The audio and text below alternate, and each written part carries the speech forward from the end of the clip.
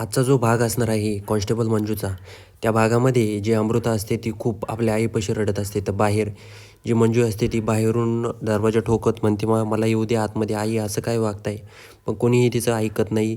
त्या ठिकाणी जी मम्मी असते अमृताची ती म्हणते, "मंजू, अमृता अजिबात टेन्शन घेऊ नको, व्यवस्थित राहा." पण अमृताला ते सहन होत नाही ना. अमृता घरामध्ये जाते, एका खोलीत दरवाजा लावते आणि पंख्याला एक साडी बांधते आणि त्या ठिकाणी ती विचार करते की आता आपल्याला आपलं जीवन संपवायला पाहिजे. तर मंजू बाहेर ओरडत असते, "दरवाजा उघडा, दरवाजा उघडा." पण कोणी दरवाजा उघडत नसतं. त्यानंतर जो DJ असतो तो जातो आणि दरवाजा उघडतो, पण अमृता आतमध्ये असते. त्यानंतर दरवाजा सर्वजण ठोकतात, पण अमृता काही दरवाजा उघडायला तयार नसते. त्यानंतर सर्वजण खिडकीत जातात. DJ आणि सर्वजण खिडकीमधून बघतात. मंजू पण बघते. अमृता फाशी घ्यायला लागते. त्या ठिकाणी तिला आठवतं की आत्याचे मला पाय धरावे लागले, माफी मागावी लागली, सर्वांसमोर माझा अपमान झाला.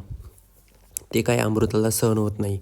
त्यानंतर अमृता त्या ठिकाणी फाशी घ्यायला लागते. तर इकडं जी आत्या असते तिला पण कसं तरीच व्हायला लागतं. तेवढ्यात त्या ठिकाणी जी DJ आणि मंजू असते ती दरवाजापाशी येतात आणि दरवाजाला लाथा मारायला लागतात आणि तो दरवाजा तोडायला लागतात.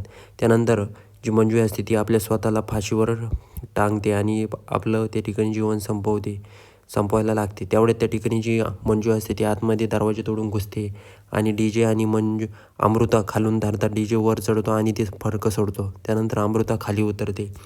खाली उतरल्यानंतर जी मंजू असते ती अमृता काही ऐकायला तयार नसते. "मला अजिबात जगायचं नाही, मला मरायचं आहे," असं म्हणते. त्यानंतर मंजू अमृताच्या कानाखाली देते आणि म्हणते, "गप्प बस, काही बोलू नको."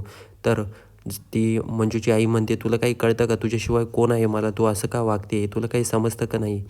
पण त्या ठिकाणी अमृता म्हणते, "मला नाही जगायचं आणि हे बघ तू तर बोलूच नको."